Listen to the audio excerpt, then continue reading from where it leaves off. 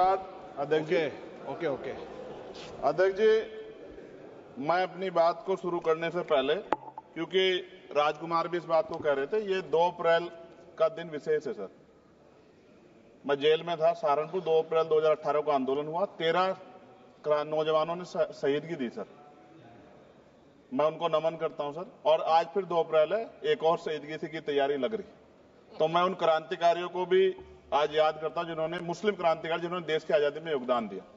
Sir, अंदाजे जमाना कहता है कि मौजे हवा रुख बदलेंगी, अंगारों से गुलशन फूटेगा, शबनम से सरारे निकलेंगी।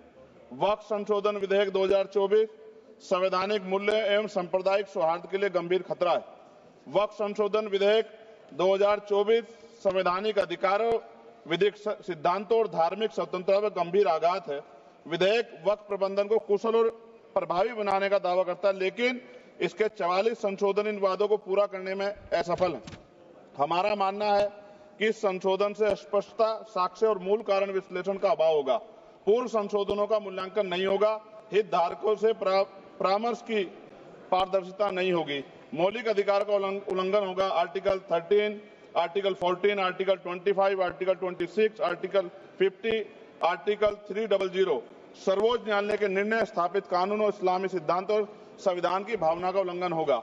असत्य वादे बनाम वास्तविक प्रभाव, विधेयक सुधार और सशक्तिकरण का दावा करता है, लेकिन वास्तव में धार्मिक संपत्तियों के पुनः वर्गीकरण जब्ती का प्रावधान संशोधन 39A, ऐतिहासिक मस्जिदों, कब्रिस्तानों को सरकारी संपत्ति घोषित करना, जिससे सांप्रदायिक तनाव पैदा हो सकता है। जिलाधिकारियों को अत्यधिक अधिकार प्राप्त करना संशोधन 4B, जिलाधिकारी सर सरकार के होते हैं, वो सरकार के हिसाब से काम होते हैं। यहाँ जितने MP बैठे हैं विपक्ष के, इनसे पूछ के देखो कि इनके जिले में क्या हाल है। इनका जिलाधिकारी सुनता नहीं सुनता, MP बैठे हैं, पूछ के देखो विपक्ष के, आपको पता लग जाएगा। सर, धार्मिक विशेषज्ञता या समुदाय की सलाह के बिना निर्णयों से संपत्ति विवाद और विश्वास की कमी उत्पन्न होगी।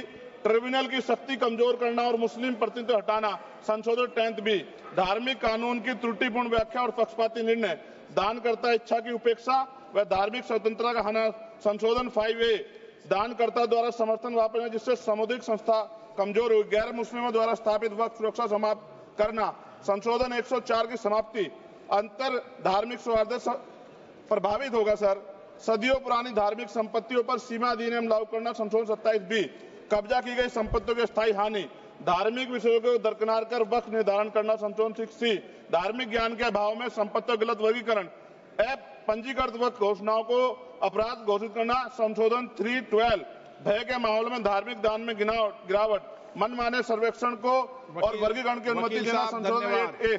धन्यवाद वकील साहब। सर, अभी पूरा दो जाने दो। सारी धाराएं पढ़ दोगे आप तो? सर, 2 मिनट में खत्म करूंगा और ये इंपॉर्टेंट है सर, मौका दीजिए सर।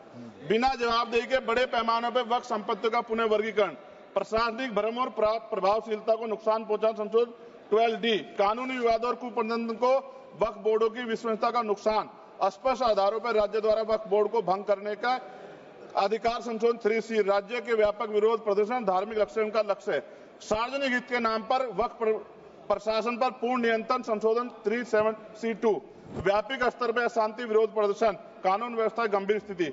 सर, सरकार के उद्देश्य से नजर आता है मुस्लिम समुदाय के योगदानों पर नियंत्रण स्थापित करना, मुसलमानों को उनकी वक्फ संपत्ति वंचित करना, वक्फ स्थापित करने के अधिकार पर प्रतिबंध लगाना, वाकिफ और मुतवल्ली की इस्लामी परिवार परिवर्तन करना। इस विधेयक को वर्तमान रूप से स्वीकार करें और समावेशी परामर्श, कानून स्पष्टता, संवैधानिक धार्मिक सुरक्षा सुनिश्चित करें। सर, ये तो बिल पे था सर, क्योंकि आप कहते हैं बिल पे बोलना चाहिए, 2 दिन नहीं, लेकिन सर मैं सुबह से सुन रहा हूं सर 2-3 चीजें बोलूंगा सर। जो विद्वान सरकार मुसलमानों की कितनी हितैषी है सर, कुछ कह रहे हैं क्या?